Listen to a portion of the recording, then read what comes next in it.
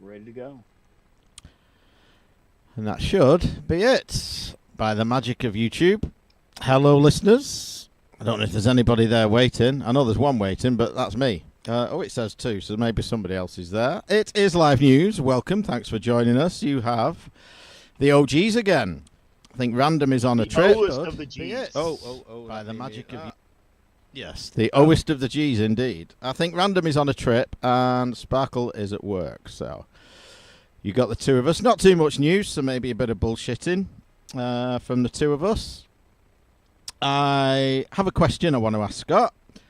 Off the back of a picture he posted in Discord, which you should be in if you're not already. But I'll do what I've been up to this last month first of all. We got all your friends in Discord, man. Yeah, yeah. All the show hosts are organized in there now, meaning that, namely me, got his shit together. And we don't have Simon, though, do we? Yes, he is in there under the name He's not Tandyman. insulted me lately, so Uh-huh. I think he needs to be more active. But yeah, absolutely, guys. If you listen to the show and want to continue the discussion after hours, and have a lively debate, and get to know your fellow listeners, the very way that UK Mike and I got to know each other and created this show was in the forum area of Retro Gaming Radio, wasn't it? So, it was. Meeting people off the internet. You never know what you might turn up with if you go hanging out on our forums. Of course, we got so many people. The great Chris Lithgow is in there, and he's a regular. And if you have a project of your own, we, obviously on the show, we've never looked at it like, we got ours and we don't want anybody else sharing the space. No, what can we do to help, right? So he gets in there and he promotes a lot of his podcasts in there, and we would love for you to do the same. If you're just a listener of ours, if you go in there for nothing else but to say, hey, guys, I got a project too, we're not going to look at you sideways. Maybe forwards. Maybe through one slightly closed eye. A jaundiced eye. Yes, so what have I been up to this last month? Well, about a month ago, I think it was just after we did the last live news. Let me turn my volume down a little bit. Random and I went to a video game market. So the people who organise these things do them all over the country. They're starting up some new ones. And I noticed there's one starting in Sheffield in a couple of months, I think it is. So they do them all over the place. Just video game markets. They're just traders. There's no arcade. There's nothing like that. There's no consoles out to play. Just purely buying and selling. But it's worth going for a look. Prices, aren't the cheapest, but there's some things you think, well, how are you charging that much for that? But, they open it at the start of the show and they pack it away again at the end, So, price not to sell on some items. But you can pick up some stuff. I bought a couple of bits. I can't remember what it was now. I think a couple of 2600 games for in the booth that were pretty cheap. Random picked up some things that were slightly more expensive. I can't remember what he picked up now. It is a while ago, like I said. Movies-wise, I watched a few, not really of note. I watched an old one, which a couple of months ago in news we talked about. A radio show did a contest, the Wii for a Wii, and someone died. Oh, that's a classic. And in a similar vein, there's a movie out there called Hands on a Hard Body. And it's a truck dealer, and you have to go along and you touch the truck, and the last one to remove their hand from the truck wins the truck. And they get like a 5-minute break every couple of hours or something to, go to the bathroom or whatever. But there's people there literally like the legs are falling asleep and they're falling over and they're just walking zombies. It's crazy, the dedication some of them have. It's, not the most action-packed movie, but worth a watch to see, how far some of humanity will go to win a truck. Watched another one. I recommend you don't bother. I Could Never Be a Vegan. It was just awful. Oh, no. It was just so one-sided. Obviously made by a vegan, but normally on a Well, Mike, as you say, when you go out to eat as a vegan, you only have two options. You can fuck off or make do. Yeah. But normally with something like that, I don't mind watching stuff like that if it's balanced and it's fair and all of this. And he was saying like, well, just trying to like debunk the myths. Well, people say you don't get enough protein and you can't, be physically strong. And then he goes to like some world champion who's a vegan. Like, okay, what about normal people on the street, an average person? You've gone to like the elite athletes kind of thing. It's just, it was a bit of a nonsense. I watched one, the Demi Moore one that came out a few months ago, The Substance. I've been holding off watching it, thinking it's going to be crap. It was crap. A lot of fuss about it when it came out. Just got awful. Don't bother. So I wanted to talk a bit about, like I say, it's just me and Scott. I don't think we'll be here all that long. There's only a few news items, so maybe a bit of bullshitting. But what I wanted to cover was the used car market. So Paula's car, she's had it about a dozen years. It's time to change it, so we've been shopping around for cars for her. Now, it used to be that you go to a dealer's, it might say, 20 grand in the window or 19,999 or whatever. You go up, with 18 and a half cash or 16 cash and an old car, and you can come to a deal and, the deal's done and off you go with a new car. No, not anymore. Not here anyway. You pay what's in the window. There is no discount. And what they all seem to do now, they all scan each other's websites and they all advertise the cars online, and they'll say, well, of this type of car, of this age, for this mileage, this is the cheapest one in a 100-mile area. It's priced to sell. And it will sell. So we went in there. We'd found a nice, it was a Volvo, same as mine, but newer, XC60. It was, what was it priced at? 18,920 or something like that it was. So no small change. We went in the 29th of March, so the last day, almost the last day of the month. It was a Saturday, almost the last day of the financial year, and we went in to do a deal. And he's like, "No, well, I'm not knocking any money off the price." And we're saying, "Well, we've got a car out there to trade in. We came to an agreement on that car, and we're like, I don't know, £500 or £600 away from what we wanted to pay and what he wanted." And he's saying, "But if there's something I can do to help you, then." I'll help you. I say, well, okay, what will you do? He said, well, I'll put a tank of fuel in it for you. I said, okay, I'll be generous. That's £100. What else can you do? Well, if there's something I can do to help you, I'll do it. I said, okay, tax it, which was like £250 or whatever. No, I can't do that. Well, okay, why? Well, it looks like I've reduced the price of the car, or I've given you more for yours than I should do. Okay, so when you say you want to help us, what does that entail other than a tank of gas? Well, our, and that was it. It was a tank of fuel. I said, that costs you nothing. I said, I could go out there into that workshop over there and find a tank of fuel in a container in the corner somewhere. It's costing you nothing. So the whole fun of buying a car and doing a deal is just gone. It's just a nonsense now. So we ended up not buying that one. We bought another, but it was the same deal, different dealer. No, you pay what's in the window. Okay, can we have a tank of fuel? No, we'll put enough in it to get you to a gas station. Oh, wow. Well, thank you very much. That's very kind. Can't wait to come back to buy another one of those conditions. Yeah. It's just the whole thing is, the whole market has just changed. I don't know if it's the same over there. I mean, you don't tend to buy too many used cars, but you buy the odd one. Is it the same there? Oh, boy, Mike, you have no idea how much I have to say on this fucking topic. No, so the U.S. automotive market is it's not what it was 10 years ago, not remotely what it was 20 years ago. Okay, and there's a lot of factors for that, a lot. So, and no one thing is the devil in this. There's a lot of moving parts to it. So, just a little like backstory on the U.S. car market.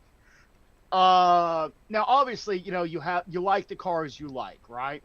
So I like, a different type of car maybe than my goals are different. Like one of the things, we have this magazine called Consumer Reports. It's been around since, I don't know, the 60s. And the idea is it's an impartial review of anything, TVs, cars, whatever. And they always review everything from what the perspective I would call the practical man perspective. And Mike, not picking on you, but dare I say you're a practical man, right? I am. Well, no. I mean, like in car choices, right? Yeah. You have your car, and you say, okay, what is my mission? I want to go to work. I want reasonable fuel consumption, good reliability. And pull a I caravan. want to tow a caravan. Yeah. I want to tow a caravan, and I need to be able to go to expos and do things like that, right? Mm-hmm. And I go out and go, so this ZL1 has 650 horse, supercharged 6.2 liter, and I can put a bigger blower on it, bigger injectors, up that to 800 horse, and if I need to haul something, fuck it doesn't fit, so I don't need that thing. And so then I go, well, you know what I could use is a pickup truck. All right, who makes a cool truck, And so different goals, different methods. But anyway, point being is Consumer Reports would always do these reviews, and it would have like they'd be reviewing the new Dodge Viper, like in 1996, the year it came out, and they would review it from the standpoint of the practical man.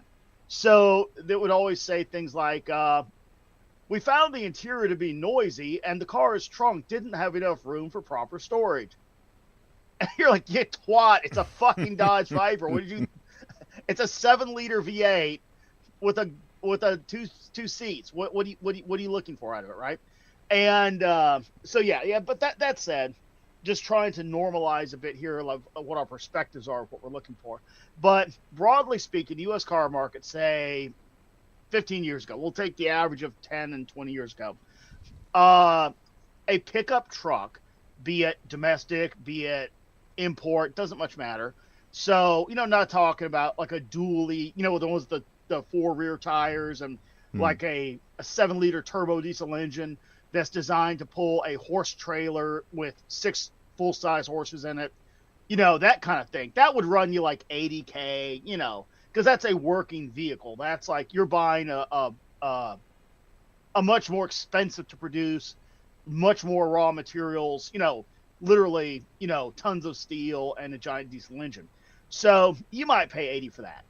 But something like, be it like a Ford F-150 or be it a Toyota, pickup truck, 20s to 30s, something like a Toyota Camry or Corolla was in the 20s to 20s. Maybe you could bump into the 30s. Subaru, something like the STI, was $31,000. So the bottom of the market in terms of new production vehicles was around like 18, 19K. I'm sure I'm missing, like there was a Nissan Stanza for 16, but in terms of like, it was a sweet ride. What I would call entry level cars, like a Civic, right? Yeah. Nothing sexy about a Honda Civic, but it was there, and it was $19,000. It was and even that wasn't, if you think about it, not terribly affordable. That's quite a bit of money for a very basic roller skate on wheels. But that was the state of the U.S. car market, right? And you had, when we were kids, like our age group, you could go out there and mow the lawn for the summer. You could do, work at Taco Hell. And you would be able to come up with, let's say, $900 over the summer, and a car was $500. It was no problem at all, like back in the 80s, to buy like a good running condition car for $500. They were out there. Okay, so we're talking about modern day, right? So a lot of things happened. One, they reduced the inventory of low-end cars, right? So there was this whole, they called it cash for clunkers, right? And they wanted to take all these old fuel inefficient cars off the road for the economy and the environment, right? Well, what they did is they took away a giant pool of not bad condition cars, just cars that were a little older. Now, one thing about cars, they haven't changed since the 90s, right? Like, car engineering got markedly better throughout the 90s. So by the time 99, 2000 rolled around, cars had radically transformed from where they were in 1990. But that's largely where they settled. If you take a car from today, the latest car, we're not talking electric, but the latest gas-burning car from today, and then you compare it to 1999, it's going to have the same, multi-port fuel injection system. It's going to have the same set of O2 sensors with a couple of catalytic converters. The only thing that's really changed, the interior is put together the same way, all of it's the same. The only thing that's really changed here is the bits, right? The software, the screens, how big is your nav screen, and just creature comforts. But the price has been rocketing higher. So cash for clunkers, again, I'm talking U.S. car market, really damaged because they scrap tens of thousands of perfectly good cars all over in cities all over the country. So the other thing that happened over the years is they kept mandating increased fuel economy to the point of absurdity. Things that the industry said, well, we can't meet that. We're just not going to, it can't happen. There isn't that many miles per gallon to give, right? And, there's limitations to things, right? So they were trying to force the market to go with like European style cars. What they were trying to do is force Americans into small hatches and little tiny cars. Like your car, would be on the upper end of size range in the EU and in the UK. But so the mandates were such that it made small car production much more difficult. So, and people simply bailed over to SUVs, which is why now every other car on the road in America is an SUV. Yeah. When the EPA got involved with these things, Mike, I realize this should be a 10-minute discussion, but there's so much. Yeah. When they got involved with this stuff, right? They did things like they calculated fuel economy. One of the things that we used to have in this country a lot was mini trucks, right? Small utes, right? And I fucking love trucks like that. It's in my personal interest, right? So I just don't need a big truck. Well, I've got an up-armored Humvee. If I want to haul something big, I can drag it with a Humvee, okay? Mission accomplished. Day to day, I don't need a large truck. I prefer something like my 82 Brat, the older, smaller 4-cylinder Toyotas and Nissans and all. And just because I think they're just more of a pleasure to drive around. They're light, they're nimble, they're, you don't need this big ponderous truck all the time. They're easy to park, And so the fuel economy was calculated in a way that they would take basically the area of the car, like length times width, the wheelbase and weight and all. And they had this formula, and this is a government formula. Remember that, a government formula used by both Republican and Democrat administrations. And the formula basically said, a Toyota that gets 27 miles per gallon that weighs, 2,600 pounds is unacceptable because its formula says it's not fuel efficient. So now you need to go buy an F-150 that gets 15 miles per gallon. And that one passed the test. So none of it makes sense. I mean, if you're an environmentalist, you should actually look at what's going on and tear your fucking hair out. But as a car fan, it did great damage to that too. So then the millions of illegal immigrants came, by the millions. And when you import 40 million people into a nation, they're going to need two things: a place to live and something to drive. They devoured the bottom of the market. So all those used cars that kids used to buy for, maybe, okay, so you got a job, you saved up $2,500 over the summer, and then your parents kick in, $5,000, and for $7,000, you got an 8-year-old Honda Civic in good condition. Well, that all went away because the entire bottom of the market was decimated. So that forced up prices elsewhere. Because same with housing, right? Like a kid that might be looking at an apartment for $1,200 is now looking at one for $1,800 because all the ones for $1,200 are gobbled up, by illegals, and you don't want to live there anyway. So it is a real impact. All these impacts came together. So the regulatory, the environmental, the market being consumed by destruction of good stock and good inventory, and the market being consumed by mass numbers of illegals.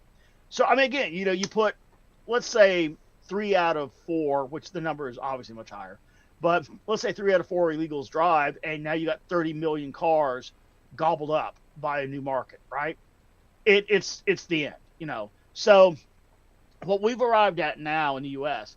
and also companies looked at this and said, well, you know what? Why are we selling people a fair product for a fair price? Now, this is where the corporations get to blame in addition to the, the government and the illegals. So the companies looked at this and said, you know what? Why are we troubling ourselves building a quality product and maintaining a reputation? What we could do is tell people, hey, cars are just now $60,000 and you can do a 6-year loan. Car loans used to be either 1, 2, or 3 years, right? And that was it. That's what banks would do. But what they realized, and the industry had always tried to push, hey, your monthly payment is, and I'm sure they do the same thing there. If there's two things you're going to see on English media, it is offers for frivolous loans and offers for monthly payments on cars. And America largely was free of that. It was a thing, but it wasn't emphasized the way it was, say, in the UK. So what you saw now is you see that loan culture develop like there is in the UK. So we now have what you have. It's almost indistinguishable. You turn on the news, you see people dancing. I got approved for my $8,000 loan I can't pay back, And then the husband and wife are grinding and, and they're all so happy they got approved for a loan that they didn't have the money for anyway. And so now the car industry has done the same thing. So now it's like, yeah, sure, the car is $60,000, but you can pay it off over 6 years, so your payment's the same. Ta-da, see what we did for you. And absolutely fuck that. Now, I'm not interested in a Honda Civic, right? I don't, okay. I want, say, the Camaro, the Corvette, whatever, Tacoma, okay, so I go out and I look at cars that formerly, let's say, 15 years ago, all right, new Corvette's $55,000. Okay, I'll spend $55,000 for a car in a heartbeat.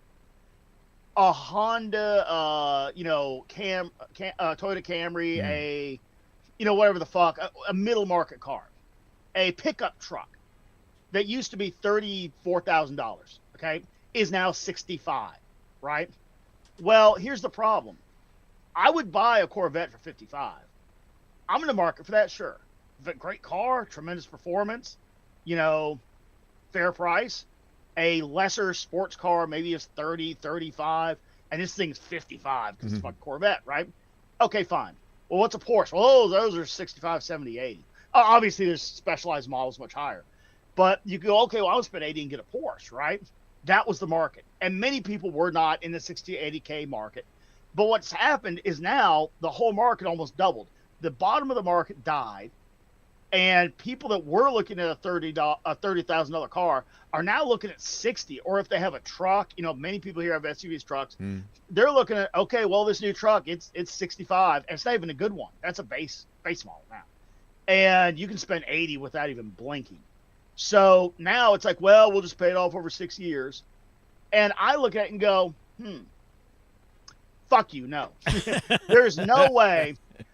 I'm not going to give you $65,000 for a $35,000 truck. I will not do it.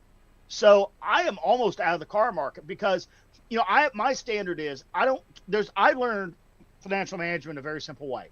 Spend less than you make, never borrow money other than a mortgage, otherwise you can't live. And number 3 is don't pay for something if it's not worth what they're asking. And I have built any of my financial management life is built around that. From the time I was a, E1 making $212 every 2 weeks in the United States Army until, today, I've done the exact same test of money management for things I buy. So like when you would go in the store here, say a 16-ounce soda was, 89 cents. I'd say, well, maybe, fuck, I'm thirsty. All right. When it hit, $1, I was like, well, God, that's the price of a 2-liter. I'm not so sure about this. And now I literally think they're up to like $3. I haven't bought one in literally like years, decade. I go in the store and I'm like, $3.89 for a fucking 16-ounce Coke? I don't fucking think so. And I don't buy it. I just don't, right? So right now my strategy is so I have my Tacoma. It's like 6 years old. Nothing wrong with it. It's working just fine. Nothing to do there. Um, my Camaro is now it's got about 120,000 miles on it. It's about 9 years old. And what I decided was, you know what, this thing is. I wrote a check for that almost a decade ago. There's nothing wrong with it, like literally nothing. So I mean, things do wear out and whatever. So like I put in a whole new suspension. It's got the magnetic suspension where it's like a variable viscosity fluid, that's in the shocks and all. It's really a thing. Still handles like a tree. It's still 800 horse. So you know what I did? I put in a new suspension. I just did a new AC condenser. So I just fix things as they come up, right? So as long as there's no corrosion damage or rust or whatever, I'll just keep putting parts in it and just keep driving it. It's an LS motor, which is the Chevy, small block V8. Man, I know every inch of every bolt in that motor. It is no hassle for me. If let's say just next week, it starts blowing blue smoke on startup. It's like, yeah, rings are going. I do a compression leak down. This thing's going to need, effectively a new engine. It's going to need an overhaul. Well, guess what I'm going to do? I'm just going to overhaul that motor because let's say I do that for $5,000. Now I've got a 0-mile motor for $5,000, right? So I'm going to kind of stay in that lane. Now, obviously, at some point, I will need, and, having a number of cars. Now, some of these are specialty cars. Like, I got the V8 Miata, the Baja Turbo. I can still drive those cars as cars. I mean, they're cars, right? So, you split up the miles between them and not much matters, It's not like I'm pouring on a ton of miles on any one car. But the two commuter cars, the Camaro and the Tacoma, I will, just maintain those as I need to. And I don't really have the need for new car-itis, I got I got a number of performance cars. I got the Ferrari. I got the V8 Miata. If I want to go fast, I got those things. I got sport bikes that'll do, faster than I can, competently ride them. So I'm good for now. So I'm kind of sitting this market out. Now, if the market returns to normal, at some point, yeah, I'm going to need to walk in and buy something new. But let's say it doesn't, and this is the new normal. Okay, so sooner or later, I'll need to buy a new truck. Okay, I'll probably go buy, I don't know, the full-size Toyota, something like that. But certainly, I'm not going to be buying the number of vehicles I was, and not happily. So yeah, our car market's a real mess. It doesn't need to be this way. But the good news is if you at all read the in between the lines in our news, you read the news behind the news. Honda, Hyundai, Toyota, so many of these companies have just announced massive reshoring of manufacturers. So what happened to all the high value added stuff, engines, transmissions, electric drive units, that's all been shipped into this country ready to go.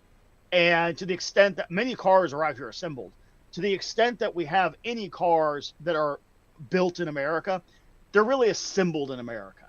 So, we have all these external high value parts coming in. Well, because they just got a tariff, boulder landed on them. They're like, so it's going to be cheaper to make these in America. Every one of those companies I mentioned announced massive factories open in America. Why? They don't have to pay the tariff if they build it in America. So what, the U.S. just told the world is, hey, you can sell cars in the American market, but you're going to make them here. You're going to use our labor. You're going to use our materials, and we're going to make money off of it too. And we're not just going to be an economic zone. So that was massive. That changed, that's going to change everything, I think. So, yeah, I'm hoping to sit out this market and then walk in and buy, in 5 years when I need a new truck, walk in and buy one for a fair market price, But yeah. We'll see. But no, it's the U.S. market has become twisted and mangled beyond a fair product for a fair price, and has become, how much can we squeeze you for $70,000 for a pickup with 4 seats in it because you have a family and this is your main family car. But don't worry, we'll give it to you for the same payment. Well, unfortunately, it was you would buy, let's say you bought the truck for $35,000 and you paid it off in 3 years. You drove it another 3 years and didn't have a fucking car payment, right? Not anymore. So yeah, it's a disgusting state of affairs, and I'm largely opted out of it at this point. So how is the bodywork on the Camaro? Is it holding up? Because you're not in the driest environment, are you? Well, I mean, not. Well, you are in summer, but we don't have to worry here about just like rain, day-to-day rain, whatever. Isn't so much.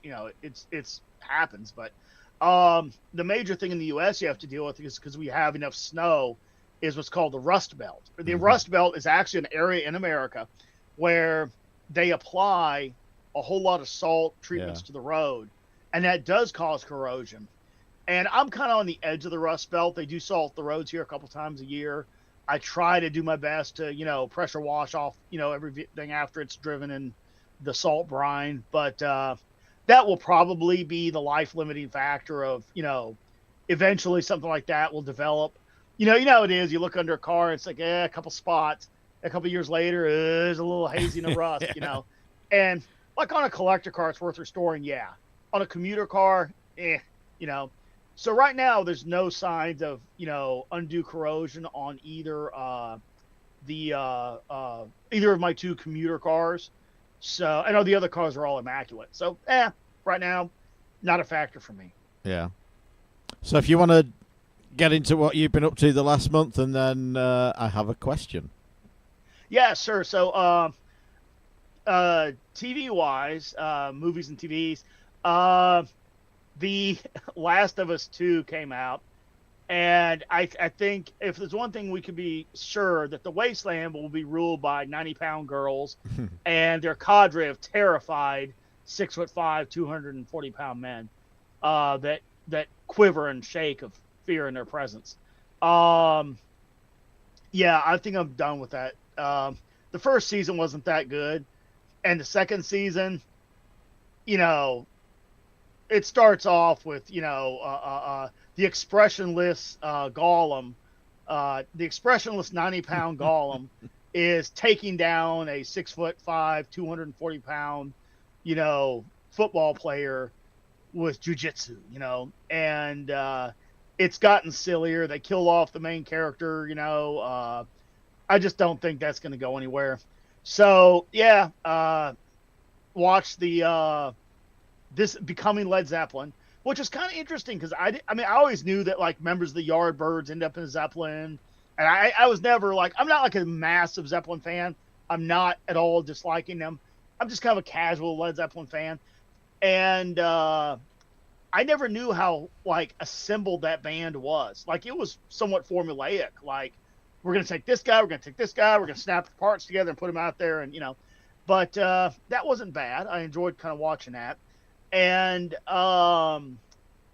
yeah, that was mainly just been working on robots and models and some of the things I'll be covering in the hardware flashback. Another thing, like I have essentially opted out of the TV market too. I talk about it, a lot more in the hardware flashback. But guys, like how it is now with TVs, like you're gonna say, buy a TV 3 years ago. Okay. So 3 years ago, I buy a TV and I get this little pop-up and it says, there's a new software version available. Upgrade, yes or yes. I'm like, so I can't back out? There's this, yeah. The TV is working fine. I have no complaints with it, right? And you go and look at the EULA and it's like, yeah, we're going to monitor everything you watch. We're going to share it with any of our partners. No restrictions. We're 3 years post-purchase. We're renegotiating the entire operation of this device. And your option is to hit no or back, which goes back to the prompt, or to upgrade, right? So at that point I said, okay, upgrade. And then I went to Firewalla, boop, block device, and then I unplugged the Ethernet cable from it, and that's that. So I built a standalone streaming device. That's part of the hardware flashback. So, Pi-based Droid software streamer, right? But yeah, like I bought a TV for our clubhouse, and you know what, Mike? It actually, you couldn't complete setup of the TV until you had registered it like with an email address, like Right, like yeah. you had to register the TV. I couldn't, so it unceremoniously got dropped back in the box, taken back to the store, and I bought a different one. But there's no way of knowing that really up front until you get back. No. So The thing those, what I do with things like that, I can't remember what I did it with last. It wasn't a TV, but use something like 10-minute mail. So you register it, they send you an email, you verify it, it's all done, it goes through, and then that email account is just, it's gone, it's disappeared, it's dead. You never oh use sure, it I mean again. yeah, like you, I could also go on there and create anything. But okay, now there's a mandatory software update or something, and you don't have access to the email, Yeah. or it's registered for. There's warranty support because the thing dies a month later. But why do we have to live this way? Why the fuck is this how the TV market is, right? So the days, and I never liked the idea of smart TVs too much to begin with, because that processor, the whole computer that runs on is going to have a lifespan. Sooner or later, newer apps won't work. You're requiring on devs making, apps for that hardware combo. TVs are going to get abandoned. So just having something isn't just an agnostic display really bothered me. So I kind of went with them for a while because that's, it's a consumer item. You don't want everything to be a science fair experiment, right? You just want to buy a fucking TV and have it work. Yeah. So Turn it on, it works. yeah. So now I have gone to a external, standalone open source streamer. And so as long as this TV in its disconnected mode still works, fine. After that, I think I'm buying dumb panels. Because they sell commercial, like you go in an airport and they have like the 60-inch, and it's just a screen like with a bracket. Yeah. So you can buy simply screens, right? And that screen you can hook up. Then I'll obviously have a projector for my main TV. I've talked about that. So I have also opted out of the TV market, the modern TV market, because I need something to display images that I'm watching off my server, not for you to monetize the experience and, piss off. I just need a device from you, right? So, yeah, and same thing well, we don't have time to go into the electric car market, but I'm not anti-electric. I love the idea of electric, but not at all under the terms that it's being offered under, where you do not receive the title, you do not own the car until you are paid in full. If you don't do cash up front, if you do a loan, you pay for that product in full. Then they give you the title saying now you actually own it, right? But wait, there's a catch. You don't actually own it because we will intrude into that network. We will modify functionality. And you can't lock us out. You can't just go, no, fuck off. I own this, right? I accept that I'm not getting software updates. They don't accept that. You will take it. And if they want to come in later and reduce your range by 22 miles or make additional range subscription based, guess what? You just bought a car for $110,000, okay? That is no better than a $30,000 gasoline car. No shit. I mean, it's no better. And by the way, we're going to go in there and we're going to make your charge and subscription based 3 years after you bought it. And we're going to update your software and there's nothing you can do about it. I'm not living that way. So, yeah, add TVs to the list of shit I've opted out of. So the question I have, you posted a picture in Discord, I think it was of the Hero 1, and in the background was a 3D printer and something next to it called a 3D wash. Okay, yeah, sure. Oh, okay, that's a simple. The of your different technologies of printing, you can use filament, which is plastic on like string that's pushed through a heated nozzle and extruded, right? Mm-hmm. The other way of doing it is resin, right? So, there's powders, but the other mainstream, consumer grade printer is resin. So that's a liquid resin. And what it really is, it's a UV sensitive adhesive. So these have been around since the 60s. So UV adhesives, when they're hit with UV light, they harden, right? So it's the simplest thing in the world. What you do is you have a ultraviolet bulb, and then you have an LCD screen. Now the cheap ones use a color screen because it's used for something else, like a little netbook or a game unit, whatever. And color screens are, because almost everything's color.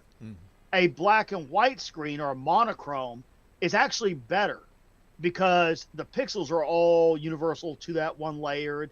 Basically, you get the whole idea is to get the sharpest image possible, to get the sharpest line, to get the highest resolution. So let's say you use a 1K LCD screen, then you use a 8K LCD screen. The extra sharpness, especially if it's monochrome, means sharper lines, right? So if the resin is good, you can now print very sharp. So here's the difference, okay? Let's say you have an LCD screen type printer, and you're using low res, like a 1K screen, and you're using, low quality resin. You might print a little model of a Millennium Falcon that fits in the palm of your hand, right? And you can see the little guns on top. You're like, how does it get better than this, right? Yeah. Now you print it on a 12K printer with expensive resin. That little gun, now keep in mind, the Millennium Falcon fits in the palm of your hand. The gun is about the size of a toothpick, right? Now you realize there's a hole down the center, a bore down the center of it, and it's rifled. So, wow. Right. So the quality of the print goes up, right? So once you print an item, like let's say you're going to print that Millennium Falcon, right? It is, as it rises from the tank as it's made. So the build plate's up top and the tank's down here. So it comes down, touches the screen almost, raises up, more resin runs in, it goes back down almost as far as it was. The light shines again in a pattern. That hardens a new layer of liquid to the existing structure. It raises up, resin runs in, it goes down, and repeat, right? So let's say we're going to print a Christmas tree. Excuse me. You start off with a star this big at the top, and get down to one that big at the bottom because it prints upside down. Yeah. So now you printed a tree, right? So you just have a star that gets smaller and smaller and smaller with each layer that it goes up, right?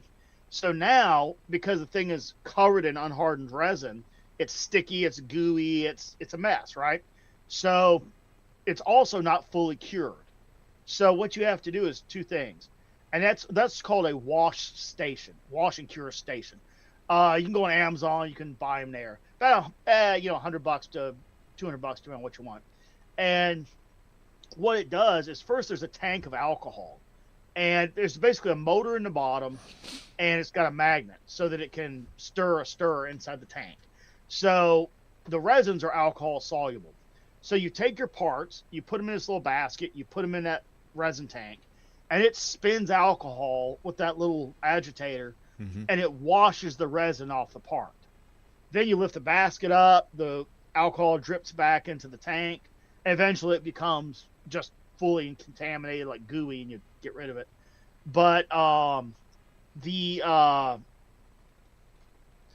the part is now clean because it's been washed by alcohol, right? So the alcohol evaporates, and now you need to cure it. So what that station also does is it has a row of LED lights that are UV, and now you remove that tank of alcohol, and you put on this little platter. Like you've seen those little like stations vendors use. Like you might have a model car sitting on it and slowly turns, It's like that. So now the motor, instead of agitating the alcohol, turns a little platform, right? So the platform turns and exposes it to that UV light all the way around, and UV light further hardens it. So it was initially hardened as it was manufactured. Yeah. Then you bulk harden it, and if you run it longer, you get a harder but more brittle piece. If you run it less, you get a more rubbery but less brittle piece. So, and then resin has properties. But yeah, so a wash and cure station is a essential part of owning a resin 3D printer. Right. Okay. That answers that one. So welcome everybody to Retro Gaming Roundup. Now you know why your Honda Civic costs $31,000. Yeah. And it used to cost 16 10 years ago. So let's get into some news items then. We haven't got many to go through, hence the bit of bullshitting at the start, but all good information, all useful stuff, and it's good to just have a chit chat every now and then. First one here from Dave Lanky. You thought this story was dead, but no, not quite. YouTuber Cal Jobst is to pay more than $230,000 to Donkey Kong record holder Billy Mitchell in defamation ruling.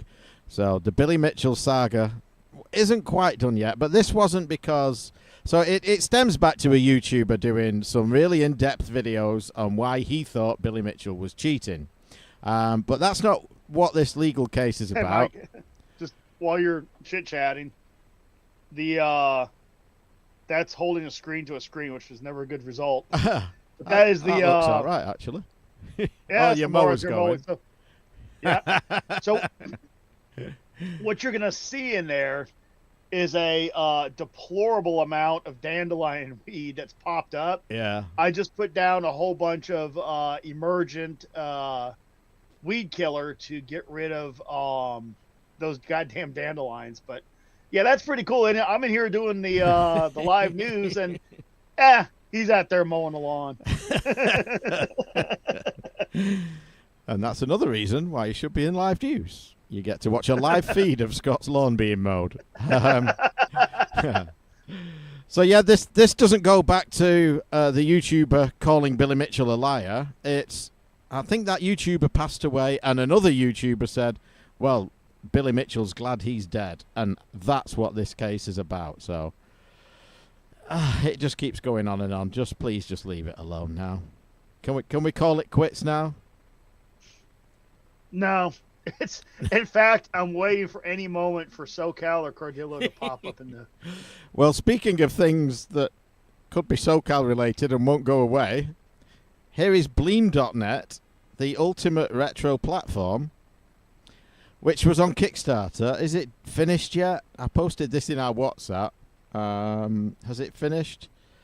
So this was Eli and his plan for the website Bleem.net, which was going to be where you could buy video games, you could sell video games, you could stream video games, you could watch TV, you could watch cartoons, you could watch movies, and anything else that somebody thought of and said, yeah, it'll do that too, over Bluetooth, Wi-Fi, and everything else.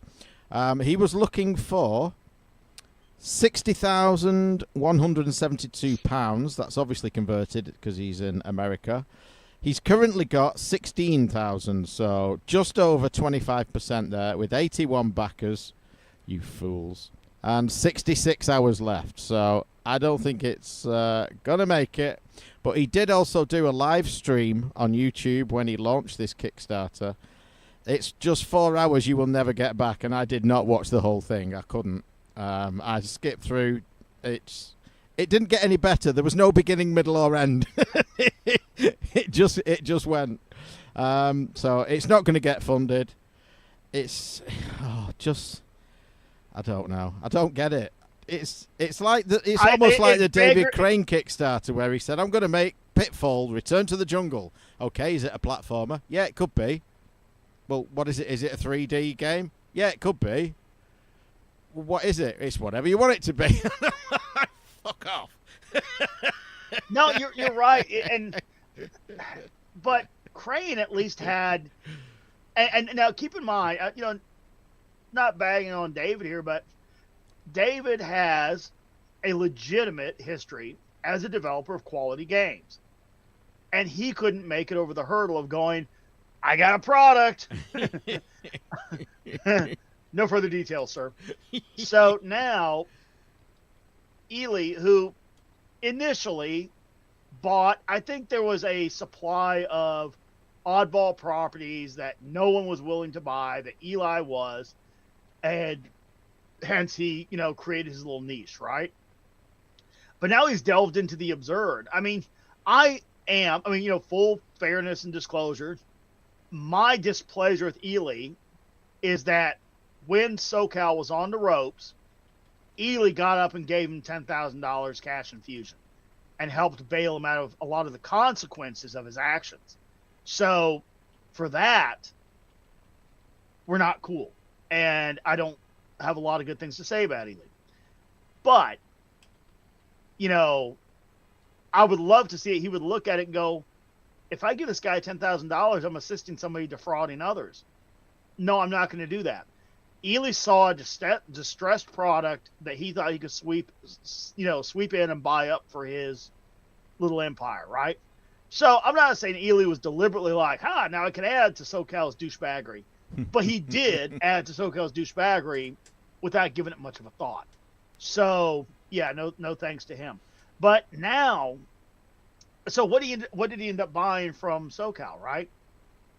A pallet of magazines and the rights to a twice stolen property.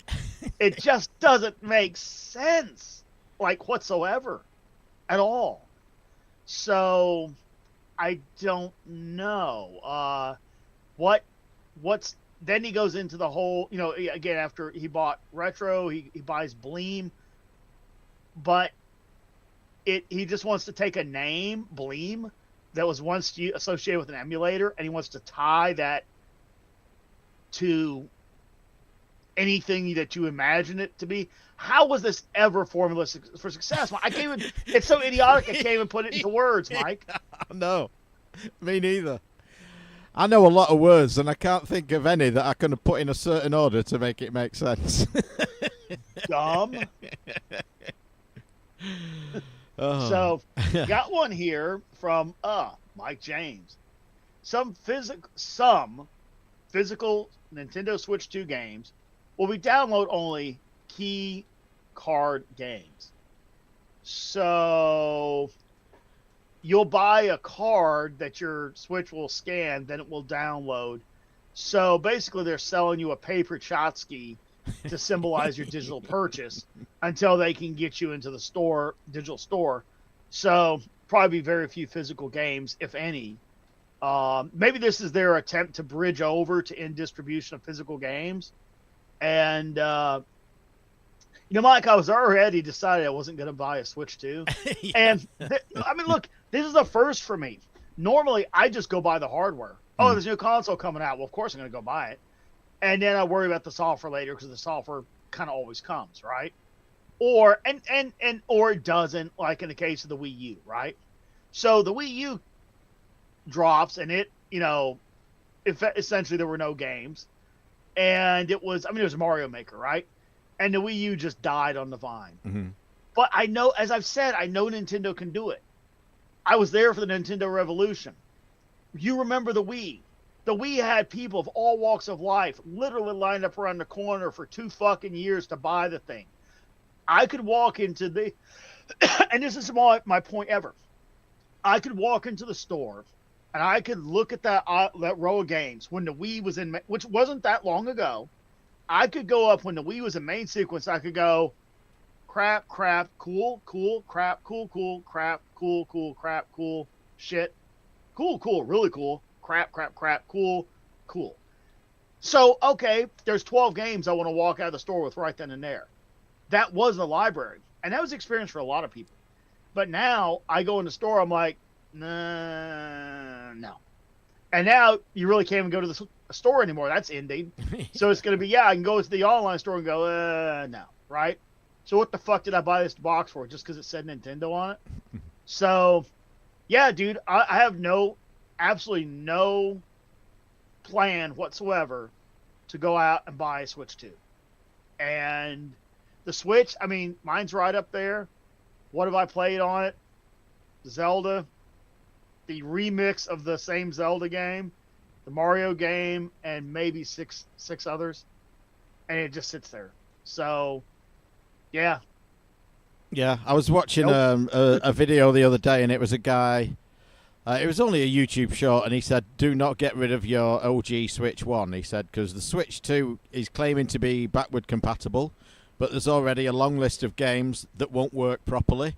So he said, even though it says it's backward compatible, if you want to play any of those games, you're going to be shit out of luck. You need to keep your original Switch to play them properly. Yeah. I mean, obviously, none of these I'm getting rid of. I've never bought a console and gotten rid of it in recent decades. But I do not see myself. You at bought a all, console and not received it. Well, sure, yeah, I've done that. um, but yeah, I wonder how old Tommy Tallarico's doing these days.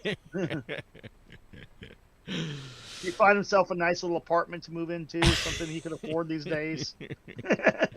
He's on the lookout for a Honda Civic. $35,000. I better call my cousin and ask for a loan. Steve. Steve, could you peel off a few bucks? Yeah, no. Yeah, this doesn't bode well. But that's okay. You know what? If video games more or less come to an end where they're not going to sell you a sustainable, tangible product, and it's just shovelware and e-stores and all that, you know what? I got decades of great games to choose from. So yeah. All right. Well, here's one thing you can do with some of those games that you're not going to buy. According to Peter Gibbs, he says this is one for Dave. And it is a spoof article, I will say up top. Nintendo announces Switch 2 cartridges can be taken rectally. Now, this would have been a good April 1st one, but it looks like it was published on February 4th. So you know how they made the Switch was it the Switch? I'm sure it was the original Switch. Or was it the 3DS? They made the cartridges taste awful. They put a coating on them so that kids wouldn't put them in their mouth and swallow them. So he's saying if you really want to get your cartridge into your body, you can do it rectally. I suppose you could. So here's another thing you could use rectally. Show title, Mike. Things you can use rectally. So here's another thing you could use rectally. Coming to a seller's table at an expo near you soon, from Mr. Dave Lanke. The musical fidget. So I've been staring at this for a little bit, and it's a 3D printable item. And what it looks like, and I'm guessing here because I still can't find a little. At first, maybe I thought it was like a stylophone thing, but no, it's just 100% 3D printed. Mm-hmm. So what I think it is, it's like, like you can take a comb and like ding, ding, ding, ding, I think it's basically one of those, and as you run your finger across it, you get that tune, right? So there's all these different. They do them as keychains, right? So I guess you print it and then ding ding ding ding ding ding ding ding ding ding or something like that. So. I did see a video of one of them. The Super Mario one sounded pretty good, but there was another one that I couldn't pick out the tune of it at all. It wasn't the best, but the Mario one I heard was pretty good, and it's just like you say, just flicking across the top of a comb, but with different notes. But I also had a quick look because you're supposed to buy these from whoever's making them. I did have a quick look a couple of weeks ago now, I think, for a model to print me own, but I couldn't find one at the time.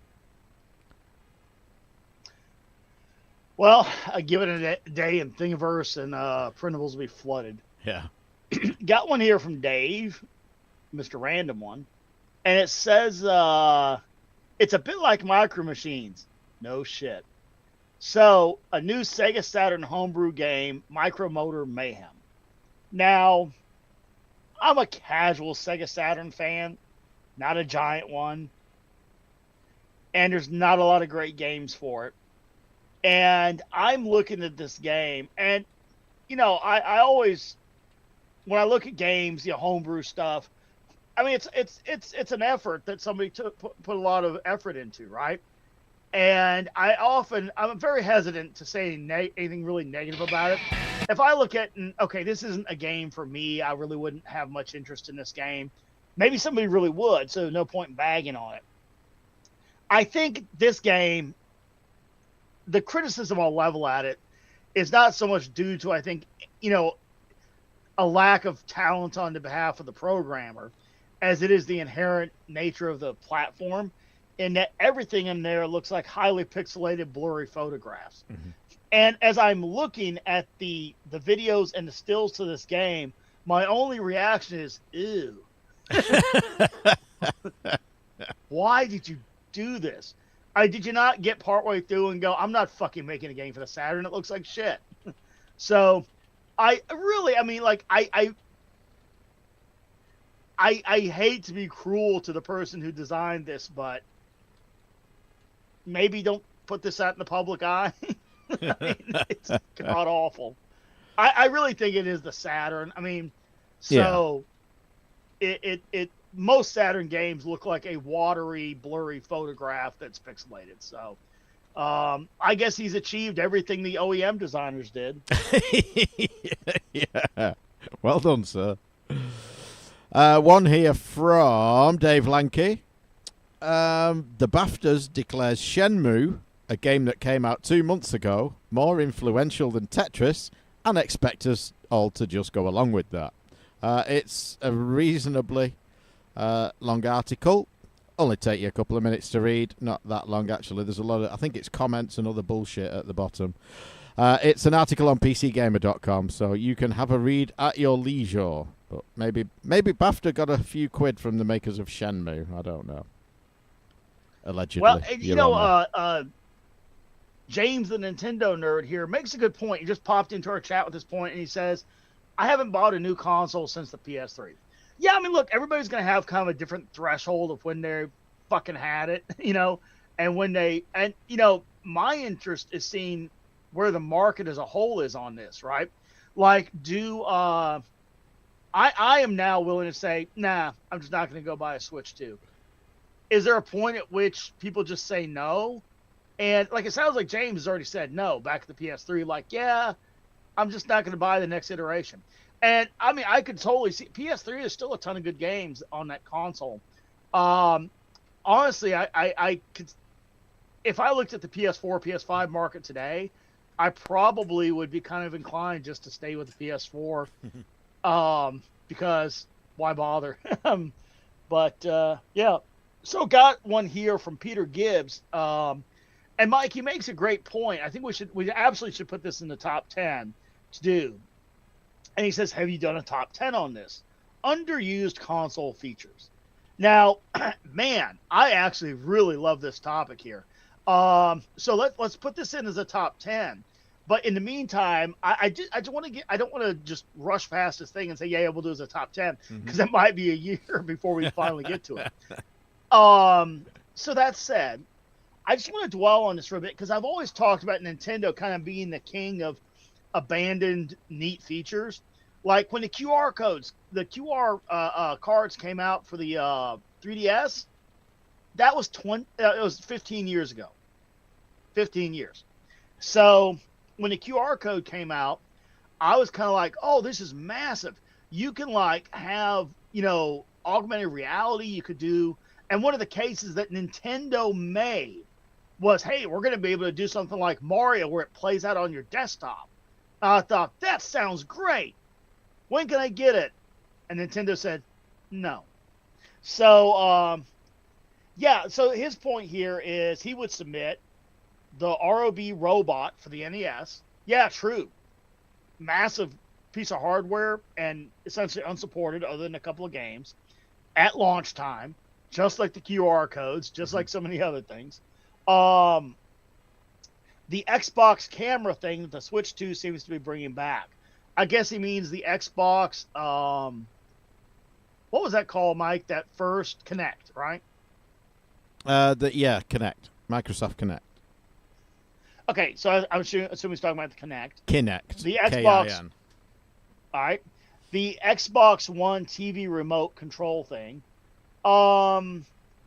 So I assume by the Xbox One, he means the first Xbox, which had the optional remote to do DVD playback. I use mine a lot because I used it as a media center for a long time, so I use mine a lot. Yeah. A couple arcade ones. The second screen on top of the machine for the audience. Okay, I want to back up to that in a second. Pressure sensitive button, Street Fighter 1. And then he says, with an honorable mention to the Neo Geo game memory card that you could take from home to the arcade. For the 3 people in the world who sold a kidney to buy the machine at home and wanted to spend more money than playing the same game in the arcade. Okay, yeah, all valid points, Peter. So, yeah, a couple things out of that. Like, for example, the Dreamcast has a arcade card, home card. Basically, it was designed to have a memory card interused between the Naomi arcade games and the Dreamcast home console. So the one use case I have for this is the Ferrari 355 Challenge has the card reader, and I can take my Dreamcast card and hook it up. I can then put that Dreamcast card into my Dreamcast, and I can play 355 Challenge, and there's some interplay between the two. Now, I think that was it was doomed to fail. Who the hell is going to do that? I mean, do I like the idea? Yes. Emphatically, yes. I'll nod up and down until I'm dizzy and pass out and fall out of the chair. That's a cool idea. Do I think it's marketable or is going to have any traction outside of maybe 4 blocks in Japan? Absolutely not. But I like it. Just because I like it doesn't mean it's, Now, I'm glad they made it. Whatever the hell. I'm glad they did. But I just, no, it's not going to be viable. Now, the one that he mentioned here, the second screen on top of the machine for the audience. So that was cool. The first and only time I ever saw that locally. You saw it in movies. You saw it in pictures of like big, West Coast arcades in California and all. So, yeah, it was a thing. But where you really got to see this thing, kind of like in person for me, the one time I really got to see it was in the local arcade, the one across the movie theater. I walked in there, and there was Dragon's Lair, and on top of it was a monitor showing the game because there were enough people crowded around the game that you could see it up on top of the game. Now, I've done this. So the Dragon's Lair uses regular NTSC video. So all you have to do is use a Y splitter with RCA, go into your arcade monitor, put a TV up on top, and connect it, right? Now, they did sell, because arcade monitors don't have like a plastic housing. It's just an open metal frame. So if you put one up there, there would be high voltage exposed to kids who are going to touch it. So they did make a metal shell that went over certain arcade monitor models. So I think that was somewhat of an expensive proposition. You're going to go out and spend a couple $100, order this thing, get it shipped, put it up on top of the game, connect it to make what the game's already making a ton of money. People are already crowded around it, so much so they can't see the screen. So what really was the business case for buying this piece of hardware? Now, again, do I think it's a really cool idea? Yes, I do. I love the idea of a second monitor up on top of the game so people could see the game play. It's just a neat feature. But is it practical? Does it make a good business case? Obviously not, because they stopped doing it. But was it underused? Yeah, it was probably underused by the fact that it didn't make any financial sense to go to a business owner and go, hey, how would you like to buy an item for something to promote something that's already sold out? Yeah. Well, wouldn't I just take that money and buy a second Dragon's Lair, or you play could. like let's say a Dragon's Lair is $1,500, and there were more, but let's say it was $2,000, and let's say that monitor was $300. Well, now you're $300 closer to buying a second Dragon's Lair to make more money off of, So yeah, it doesn't make a lot of sense to me. But what's your thoughts there, Mike? Yeah, I agree with the second screen. I thought you were going to say the Dave Robinson thing where he did the DMD, on top of a pinball. Dude, that was good. I still run his. Yeah, I've got his on my Terminator 2. Yeah, I've just made a note to do that as a top 10. Maybe we could throw arcade in as well rather than just do console. Underused video. game yeah, top 10 video game underutilized. Yeah, he says. Well, he says console, but then he names some arcade stuff. Yeah, a couple of arcade. So ones. I think he already realized. Yeah. But yeah, top 10 underused hardware features. Love it. Yeah, good topic. The best version of Wipeout to date is now available on Sega Dreamcast. According to Random Dave, the best version ever. It's been done, ported by the same guy who ported Doom 64 to the Dreamcast. I'm assuming it's just got lots of features. It looks a lot better, plays a lot better. It says something about being tailored, the controls tailored to the Dreamcast controller, which I guess makes sense. Not a huge fan of the game, but I'll take his word for it. Yep. Got one here from Mike James. Nintendo already shipped over 1 million Vietnam-made consoles to the U.S. this year. U.S. Switch 2 launch threatened by tariffs. Sounds like they shipped 1 million consoles. Anyway, Nintendo has directed the vast majority of its Switch 2 manufacturing output from Vietnam towards the U.S. Over the first 2 months of the year, as the threat of Trump's now confirmed tariffs loomed. So you have a China, and I remember this discussion I had with, of all people, my sister, like 15 years ago-ish. And she said, well, China doesn't even have a navy. Now they have a bigger one than us. Yeah. Things change, right? So you have an increasingly belligerent China that why on earth would I help fund, say, a missile that hits one of our 7th Fleet carriers out in the Pacific, right? Why would I want to contribute to that? I don't. And why? I mean, look, like all the value-added manufacturing went to China. And one of the things, the whole, multi, national model that came up with, the whole idea was, okay, we're going to become a consumer economy. We'll ship manufacturing overseas. It's dirty, it's dangerous. We don't want that, We'll do all the innovation here, and we'll let the monkeys make the cheap shit overseas. Ha, ha, ha. We're clever, right? Well, that didn't work out so good for us. We became the monkeys. Because what happened is it turns out that innovation is tied to manufacturing.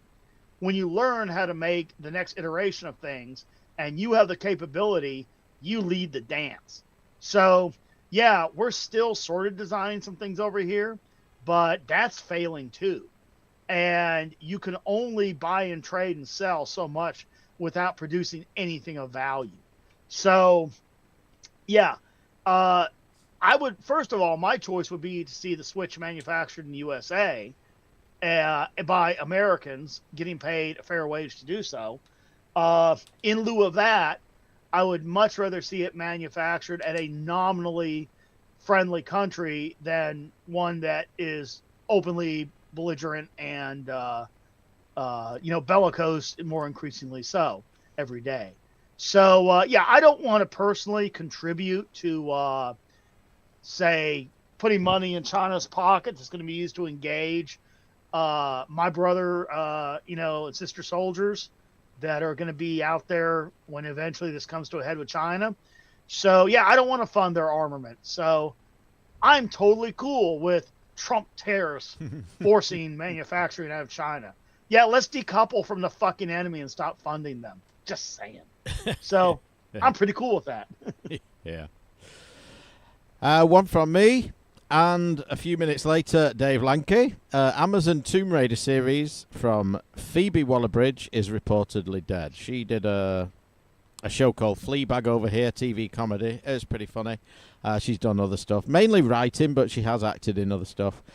She was in a pretty big film. Was it the James Bond she was in, the latest one? Anyway, can't remember. But or was it Indiana Jones? You're one of your best comedians right now is that the one that does Philomena. What's her name? Oh, Diane Morgan, Philomena Kunk. Diane Morgan. Yeah.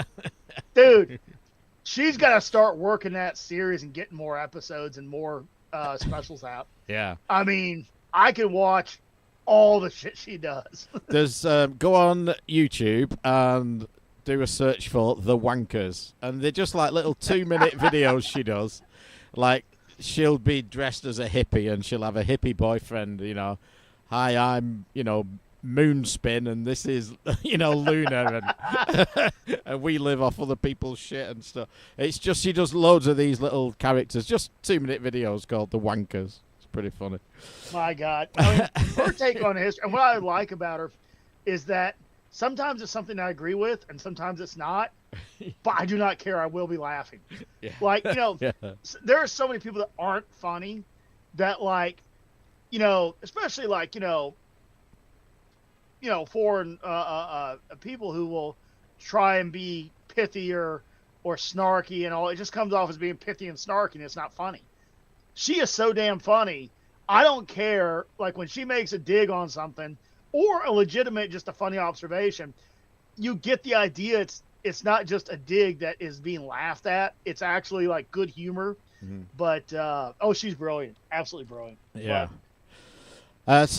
Phoebe Waller-Bridge was going to be behind the writing and I guess some of the production of a live-action Tomb Raider featuring Sophie Turner, allegedly, as Lara Croft. But it's not happening. So... at this rate, they may as well go ahead and cast the expressionless Gollum from Last of Us as the Lara Croft. Why not? Yeah. Couldn't you see her in a modern day Lara Croft? I haven't watched The Last of Us. I know I'm not gonna enjoy it, so I just haven't even bothered. Yeah, it's not. I think it's not gonna be watchable much longer. So, got one here that I think this is kind of cool.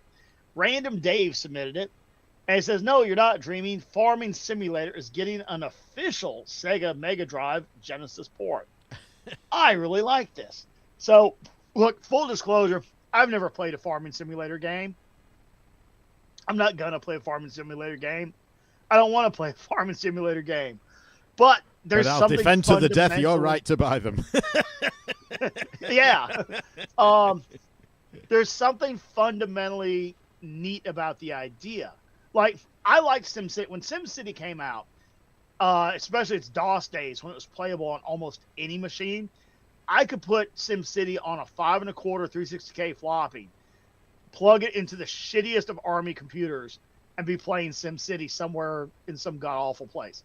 And I really liked SimCity. I liked, the idea of the farming stuff. Now, my future aspiration is to get into farming. Not from a commercial standpoint. I'm not going to try and make money at it. I don't think I'm that talented. Farming is hard, clever work. And I don't think that I have the wherewithal to do it as a prosperous thing. But I am moving out of suburbia, and I am going to a farm. And I do plan to be self-sufficient. But doing it for, the wherewithal to plan out, the plan, not just the planting, but the financing of it. I mean, you watch Clarkson's Farm. Mm-hmm. You are a businessman and a crop, grower. And you better be damn good at both, plus everything else. And I mean, it's a lifestyle. It would dominate everything that you do.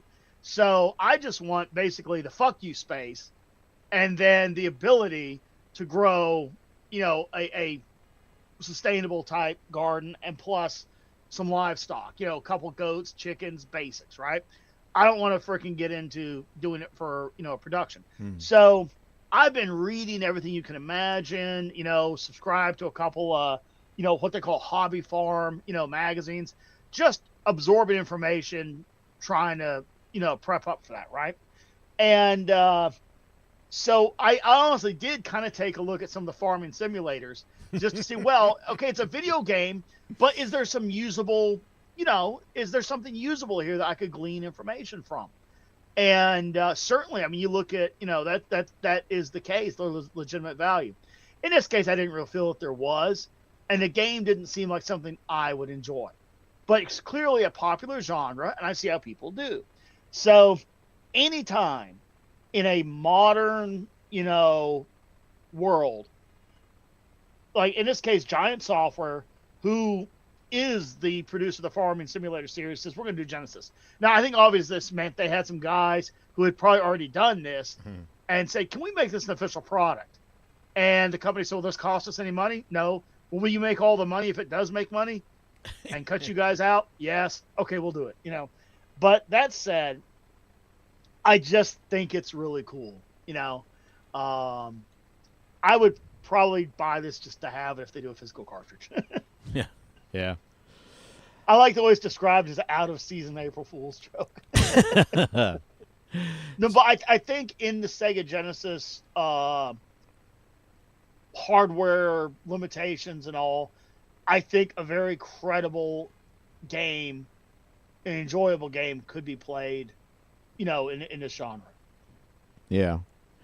And speaking of physical releases, that one was cool. Sega Genesis cartridge in this day and age, great. This one is slightly different. Retro-inspired platformer Terminator 2D No Fate is getting 2 cool physical editions.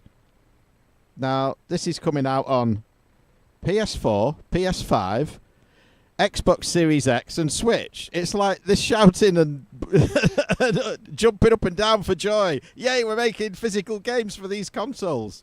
And it's like, I read a news article the other day in our local paper. It's like, police have been patrolling the streets and breaking up gangs of youths who were causing problems.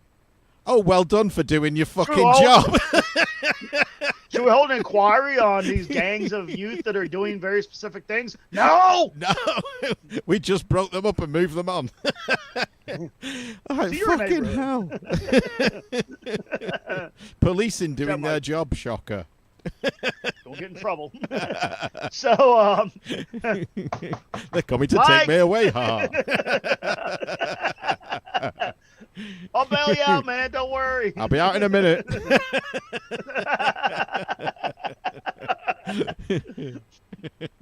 Oh, officer, didn't I see you on that new Philomena show, The Wankers?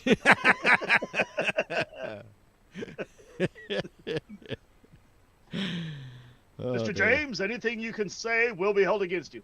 Okay, your wife's breasts. Now, don't get smart. Bing, pow. I beg your pardon, Constable.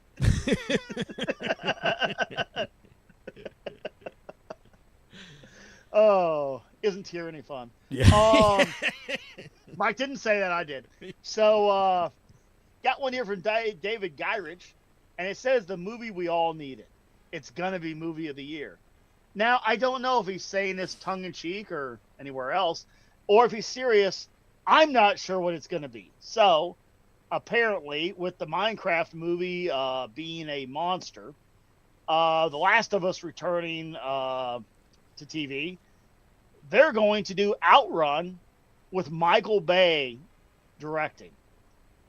Okay, and Sydney Sweeney. Don't know who she is. So, well. She's the one with the cans.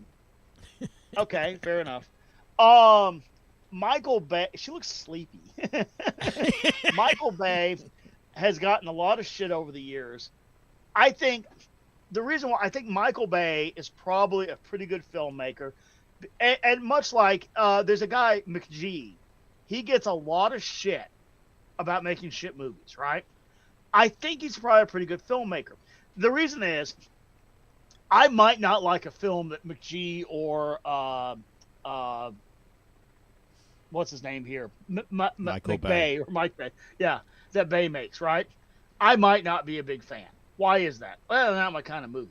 But you look at McGee, he made Charlie's Angels, the modern crap remake, and he made Terminator Salvation, which was pretty good. I think he made the movie he was hired to make. If you're hired to make a sugary teen movie, he made a sugary teen movie. You're hired to make a dark dystopian, time traveling robot movie. He made that. Michael Bay was hired to make Transformers, and he made Transformers the way the studio wanted him to make. Now, was it my cup of tea? Not really, not necessarily. Some neat things in it. I think that basically Transformers movies in modern day went from best to worst, kind of like Rush albums. So they dropped the first. That's a good observation. Well, it's true. They dropped the first Transformers movie, and like the one where the helicopter comes into the base and lands and shuts down, and it transforms and starts wreaking havoc. You're like, that's pretty good, right? Now the acting, the plot, and the goofy little robots were kind of bad. But then you go back and watch the cartoon, there's some camp there too. So really, I'm just not I think I'm not mad at Michael Bay. I think he makes the movies he's hired to make, and that he does pretty good at making that movie. So he's made movies I like. He's made movies I don't. So Outrun. Well, it's either going to end up being some god awful. Fast and the Furious 25. I was going to say Fast and the Furious 25 without the pizzazz, and it could be awful. It could be good. I honestly, and I'm not, mad at Michael Bay. He's probably the right guy for the job. I don't know what he's being asked to make. Is this going to be any good? I don't know. So we'll see. Kind of like Minecraft. I haven't seen it yet. No. When I see it. Yeah, I mean, I haven't seen it. I don't know if I want to. I'll probably end up doing it at some point. But yeah, I mean, I hope this is. I mean, can you make a modern day classic? But I was going to say like a modern Cannonball Run or something like that. Something amusing. I'm puzzling like on that, Mike. I'm puzzling on that exact question. What's the premise? The game. Okay, I know Outrun. I got one sitting 10 foot that way. What's Outrun? You are doing a obviously unsanctioned race, which has a nice public start area with signs, logos, chairs set up, but then you're immediately racing in highway traffic, indicating it's, whatever. So you're racing along these roads, through canyons, along the coast, and you got a girl by your side, and eventually you wreck the car. It's clearly an unlicensed Ferrari. And eventually you wreck the car, and she points you back on the road, and then you just got to take off racing again. Where's the plot? How do you make a movie out of that? I don't know. Yeah. We'll see. I'm not mad they're doing it, but I can't promise I'll like it. No. For some reason, your video feed has died. I can see you on the call, but it's not going to the stream anymore. Really? I don't know why. Well, and I ain't going to bother fixing it now.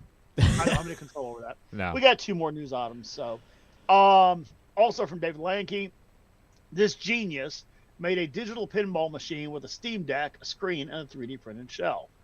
All right, let's see what he did. All right. So he turned the Steam Deck sideways, has a screen driven, and then he's using like the actual screen built into the deck. So yeah, he's driving a HDMI, I guess HDMI out of the Steam Deck to drive one screen. He's using the Steam Decks as a dot matrix display up above the playfield. And it's got, a couple keys on it, and it looks pretty neat. Yeah, neat little project. Check it out. The link will be in our show notes as always. Indeed it will, along with everything else we discussed tonight, and maybe a couple of things we didn't. Another tariff-related one. Anbernic, maker of many and varied cheap retro gaming consoles, are stopping shipments to the US. So if they haven't finished already, grab yourself an Anbernic. They do make some good, reliable, easy-to-use retro handhelds, but you may have missed the boat on that one. Almost literally. Well, the only thing I love more than another cheap gadget, I bought my share of them, but now's not the time. The only thing I love more than a cheap video gaming gadget is not having a giant hegemonic power rise in the east again. Yeah. So this one here is the old console test suite sent by Lord Neal. And he says, I stumbled across this handful of retro ROMs for testing the screen and buttons of old systems like SNES, Mega Drive, Wii. There isn't one for the DS, but we all know there's one of those anyway. So written by him. He's got a little a test suite here for all these different consoles. So the list is exhaustive. The SNES, the Dreamcast, the Wii, the GameCube, the Genesis, the Mega Drive, Mega CD, PC Engine, TurboGrafx 16, Neo Geo, and the 32X. And I imagine possibly more. So that is cool, though, to have a good usable test pattern. Love it, love it, love it. So nothing wrong with that. No, and I've been looking for something like this actually for testing systems at the museum. Even just testing like 9-pin joysticks. You know, you got to fire up a game. You got to make sure it's one that uses, you know, all the diagonals, all the 4 points, all the fire buttons on the controller, etc. So having something like this will come in very handy over there. Final one then is from me, and it is on gamesindustry.biz, and I think this is pretty cool. So Square Enix, Capcom, Taito, and Sega commit to archiving past development materials. In quotes, these materials are important for accurately documenting the history of Japanese games. So this is things like, you remember the Atari Business' Fun book by Kurt Vendel and Marty Goldberg? They literally wrote that book largely from stuff they got out of a dumpster at Atari. You know, old documentation, old prototype stuff and that kind of thing. And obviously speaking to the people involved. But the actual company's taking the effort to think, yeah, there is some value in this. Maybe it's not monetary value to us anymore. It might be, but it's of value certainly for historical documentation. And maybe some nerds will get a few bucks out of it. So I just think it's cool that they're kind of getting on board with it. Yeah, it is. And one thing about Japanese, you know, corporate culture is they have a big penchant for destroying materials. Like, they will destroy molds. They will destroy schematics. They will destroy, you know, source code. Just destroy it and make sure it isn't out there. Damn shame. I wish more companies did a thing. You know, we're now 55 years, 54 years. I'm sorry, 70. If we count, you know, the Odyssey and Computer Space 71 as the birth of what we would call consumer availability of video games, we're now 54 years since that. And so much has been lost to history. Now, I will once again say that the Atari 50-year app or game, collection of games and interviews put together on the PlayStation is one of the best products I've seen in terms of, you know, getting history into the hands of consumers that don't have to go to a gaming expo, don't have to listen to our podcast, interviewing an author who wrote a book, that can actually buy something and put it right on their PlayStation and see the history of Atari with credible quality too. So, big fan of that. So, yeah, I wish the Japanese companies would kind of come around and see it differently. Mm-hmm. That, hey, look, instead of trying to eke out $5 for Mario again, how about we release something new that maybe something like what if they did the history of Nintendo on the Switch as a cartridge that has, like, you know, you've mm-hmm. done the history of Atari, right? Yeah. What if the history of Nintendo was a physical cartridge for the Switch? It had interviews, it had games. Man, I would be, if that was out for the Switch 2, I'd buy Switch 2 just for that physical cartridge of that treatment of that topic. So maybe they'll get the point and do something about it. Who knows? Yeah. Yeah. Hope so. So we are out of news. Not too many during, you know, spring, summer months. It tends to be a bit of a quiet spell. But if you do see any news items on your way you think we would get some value out of, or even if you just want to annoy us with one, or you want to make us laugh with an amusing one, send it to news@retrogamingroundup.com. If you think someone's already probably sent it, don't let that stop you. We will try and give you all credit who send in the same story. And hopefully not read it twice, although sometimes we have been known to do that. We are hoping to get organised in May. May's going to be a tricky month. Luckily, we've already got a top 10 in the bag. We're doing 2 back-to-back, which are related. We've recorded both. One, if you're listening to the podcast, you've already heard. One will be in May, so we're already slightly ahead of the game, but I'm gone for 8 days or so. At the beginning of the month, I'm away the last 4 or 5 days of the month, so we've got to try and squeeze everything in the middle somehow and get a show out to you in May. But we have come up against bigger obstacles in the past, so we will hopefully do it. Thank you to the people who showed up and watched us live. Stone Cold Alan was there. James, the Nintendo nerd, was there. And there may have been a few others that I didn't notice. But thank you for watching live if you did.